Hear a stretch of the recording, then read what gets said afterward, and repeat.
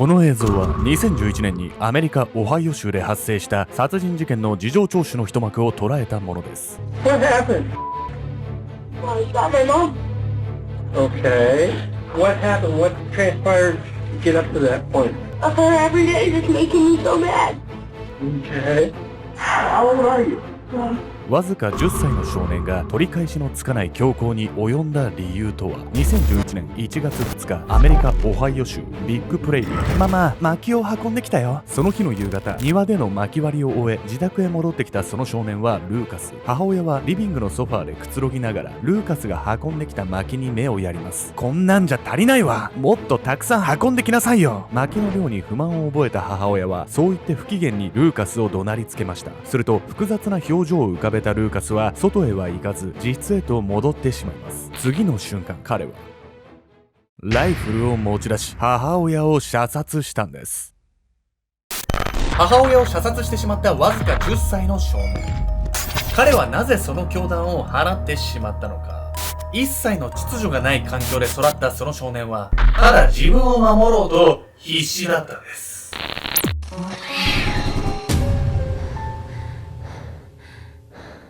おさすけちゃんです。やみんこんな。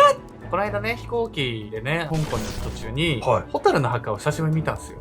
飛行機の中で。はい。なんかもう、うろ覚えだったんでね、ちょうどネットフリックス入ってたんで、ちょっと見たんですよ。大人でね、あれ見て、俺飛行機で泣いてた。なんかニュースで見た私、ネットフリックスでジブリ作品でホタルの墓があって、今まで海外であんまり見られてなかったんだけど、ネットフリックスきっかけでもう大号泣する海外の人が続出してるって聞いたわよ。本当にポロポロ涙流して恥ずかしかったんですけど、ただ今見ると、最初はね、昔見た時で主人公2人かわいそうだなと思って見てたんですけど、今見るとお兄ちゃんの方が結構クズだなと思って。あ、そうなんだ。そうそうそう。じゃあちょっともう私も見てみよう。なんか働きに出ないし、結果ね、それでご飯が減ってくんですよ。お兄ちゃんそうなんなの？いや、そうなんです。昔見てるとただかわいそうな2人だなと思うんですけど、今見るとなんかもうちょっと節子を救う方法あったんじゃねえかなって僕思っちゃうんですよね。そうなの？そうそう。だからそうするとまた2週目3週目面白いかなと思って。じゃあちょっと本当にあなたがひどい人間じゃないか私も見て確かめてみたい。いやでもまあ俺だったらこうするなって思っちゃうね、やっぱ。そうなのね。そうそうそう。でも本当相変わらず節子めっちゃ可愛い。可愛いね。本当に。だから可愛いからそう、可愛いからゆえにもう涙止まんなくて、俺もう飛行機ずっと泣いてたもん。まあまあまあ。隣の人もあなたの画面を見て納得するでしょうね、きっとね。本当に。つって。もう一回見てみます、私も。ぜひね、今更ながらね、改めて見てください。今回はアメリカ・オハイオ州で起きた殺人事件をご紹介します。なんとこの事件ではわずか10歳の少年が母親を射殺してしまうんです。10歳の少年がどうやって机の上に置いてあった銃を間違って触ってとかじゃないわよね。違うんです。少年は確かに自分の意思で母親を襲ったんです。そして彼が語った犯行動機はどのような家庭にでも起こり得るようなことだったんで、とてもね、犯行動機としては考えづらいものだったんです。母殺しの10歳。2011年1月2日、アメリカ・オハイオ州ビッグプレイリー。新年を迎えたばかりのその日、とある家族が団らんの時を過ごしていると、すいません、誰か。その家のドアを勢いよく叩いたのは隣のトレーラーハウスで暮らす10歳の少年ルーカス。玄関を開けるとルーカスは確かにこう言いました。警察と救急車を呼んでください、ママが死んだんだ。その後警察が事情聴取に訪れると、ルーカスは困惑しながらも母親のエミリアを射殺してしまったことを語りました。 What happened? I shot my mom. Okay. What happened? What transpired to get up to that point? Her every day just making me so mad. Okay. How old are you? この後警察はルーカスに犯行動機を尋ねますが、とても殺人の動機になるとは思えないその話に思わず眉を潜めるんです。ルーカスの話によると、彼はその日母親に薪割りを頼まれ、満足に薪を用意できなかったために口論になったといいます。そして口論がヒートアップする中、自室に戻ったルーカスはそこに置かれていた銃を見てこう思ったというんです。もうママと喧嘩するのはうんざりだ。ママを殺そう。ただ母親と口喧嘩になったという理由だけでわずか10歳の少年がここまで極端な思考に至ることがあるのでしょうか。この動画をご覧の皆さんもお察しの通り、ルーカスのその行動はそれまで彼が溜め込んできたものが限界を迎えてしまった結果なんです。ルーカスの家庭はかねてから外側からはわからない根深い問題を抱えていたんです。事件の数週間前までルーカスは両親と姉、自分を含めた4人で車庫2つを改造して作ったトレーラーハウスで暮らしていました。トレーラーハウスで一家4人暮らしという少し変わった環境で生活してはいたものの、ルーカスは一見してごく普通の少年。学校では礼儀正しく真面目な子供として知られており、生活態度にも特に問題はないように思えていたんです。トレーラーハウスってさ、アメリカだとよく聞くんだけど、ドラマとかで。日本人だとよくわかんないわよね。なんかキャンピングカーみたいなものなの？キャンピングカーに似てはいるんですけど、用途が違うんです。というわけで今回のメトラキーワード、トレーラーハウスについて。トレーラーハウスとは車で牽引できるように車輪が付けられている可動式住まいのこと。キャンピングカーのように旅目的ではなく、主に定住する用途で作られており、設置した場所の住所で住民票を取得することも可能。エンジンは設けられておらず、移動するのは引っ越しの時くらいなものです。従来のトレーラーハウスは普通の住宅を購入できない、あまり裕福ではない人々が住むものと認識されていました。しかし昨今はそのイメージも変わり、シンプルかつ自由に暮らせる住まいの形として20代30代の間で一般化しつつあるんです。2007年に発生したサブプライムローン問題の金融危機を通し、アメリカでは大きな家に住むことが幸せという価値観自体が変わってきているんです。先ほども説明した通り、ルーカスの普段の生活態度に何ら問題はありませんでした。しかしそれはあくまでも普段の態度の話。ルーカスは時折クラスメイトたちも思わず敬遠してしまうような一面を見せることがあったんです。例えば6歳の頃、彼は学校の用務員をちりとりで殴りつけました。そう、ルーカスは普段はおとなしいのですが、突然癇癪を起こして暴れることがあったんです。この他にも彼はスクールバスの運転手と口論するような場面も見られ、一度怒り出すと手がつけられなくなることで知られていたんです。癇癪持ちの子って珍しくないとは思うんだけど、本当に家庭にも何も問題なかったのかって言われるとちょっと疑問よね、これね。そうなんですよ。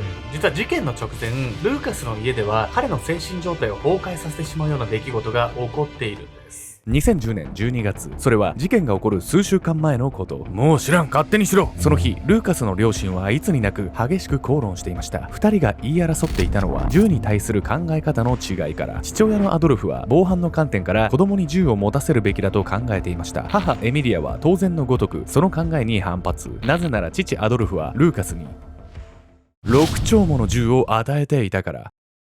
アメリカの銃の所持率は2017年の統計では1人当たり 1.2 丁。護身用といって6丁もの銃を子供が所持していることは、たとえアメリカが銃社会だとしても明らかに異常でした。加えて日頃から母エミリアに暴力を振るっていた父アドルフ。不仲だった両親はこの一件をきっかけに別居することに。するとルーカスは父親が出て行ってしまったことに激しく動揺。パパはどこに行っちゃったの？そう言って泣きわめく彼は目に見えて不安定な状態になっていたんです。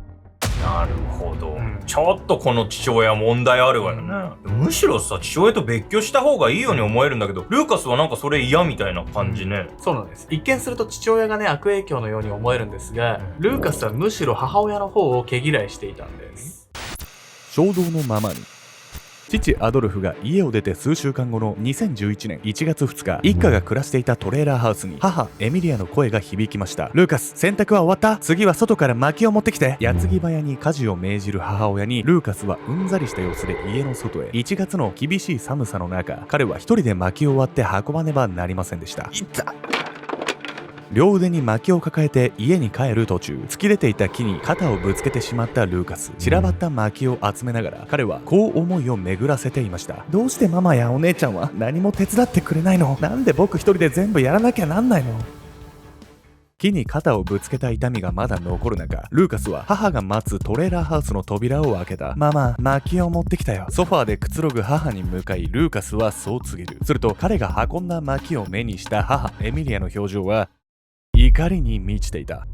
こんなので足りるわけないでしょ。もっと持ってきた。ママ、僕さっき肩を怪我したかもしれないんだ。ルーカスはそう言って肩の痛みを訴えるが、母親はそんなことはお構いなしにさらに口調を荒げて怒鳴りつける。早く持ってこい。ルーカスは思わず耳を塞ぎ自分の部屋へ逃げ込んだ。なんでママはいつも僕ばかり怒るの？心臓の鼓動はみるみる早まり、ルーカスの頭に血を上らせていく。母親の理不尽な振る舞いにさらされたルーカスは完全に怒りに支配されていた。その時彼の目に入ったのは父から渡されていた6錠の銃。ルーカスはとっさにその一つを手に取った。もうママと言い争うのはうんざりだ。自室から勢いよく飛び出したルーカスは再びリビングへ向かい、母エミリアの頭めがけ迷いなく引き金を引きました。血を流しソファーの上でぐったりとうなられる母エミリア。家中に響くほどの悲鳴が聞こえ、振り返るとそこには青ざめた顔をした姉が、ルーカスお願い、撃たないで、銃を置いて、必死に叫ぶ姉の姿を見て、ルーカスはようやく我に返ったんです。いやルーカスはお母さんにほんと召使いみたいに家事使いをね命じられてたわけね。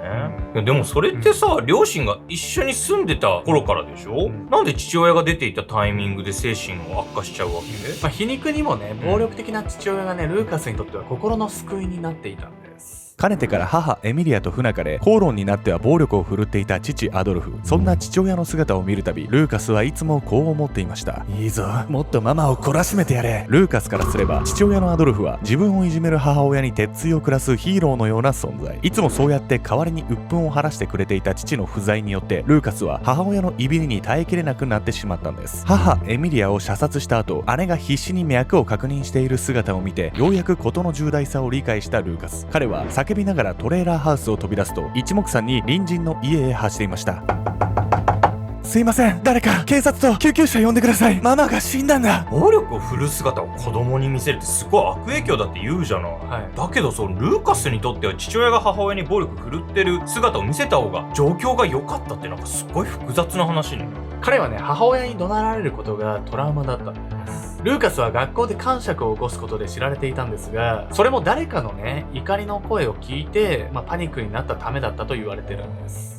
暴力的な父親が救いになっていたというルーカスの心理状態は常人の感覚だと理解しがたいところがあります。しかしルーカスが暮らしていたトレーラーハウスの様子を見ると、彼がそこまでの状態に追い込まれたことも納得させられる部分があるんです。隣人の通報でやってきた警察はルーカスに話を聞いた後、母エミリアの状態を確認しに一家のトレーラーハウスへ向かいました。そしてドアを開けた瞬間、警察は思わずその顔を歪めるんです。これはひどいな。警察がそう漏らしたのは、そこに母エミリアの遺体があったことだけが理由ではありません。トレーラーハウスの中はそこかしこに物が散乱しており、とても人が生活しているとは思えないほどに荒れ果てていたんです。さらにテーブルの上には違法薬物を摂取した痕跡が。そう、実のところルーカスの両親は夫婦ともども薬物中毒者。まともな倫理観を持たない両親によって作られたトレーラーハウスの中の世界で10年を過ごしたルーカス。暴力的な父親がヒーローに見えたのもその環境があってのことだったんです。